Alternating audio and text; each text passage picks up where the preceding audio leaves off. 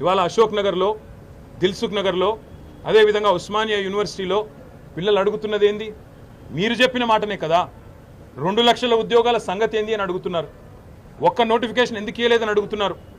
Job calendar ఏమైంది అని అడుగుతున్నారు. గ్రూప్ 2, గ్రూప్ 3లో పోస్టులు పెంచుతామన్నారు, దాని సంగతి ఏంది అని అడుగుతున్నారు. మెగా డిఎస్సి అన్నారు కదా మీరు మొదటి క్యాబినెట్లోనే, ఏమైంది మెగా డిఎస్సి? మీరే చెప్తారు కదా 21,000 ఉద్యోగాలు, 50,000 ఉద్యోగాలని.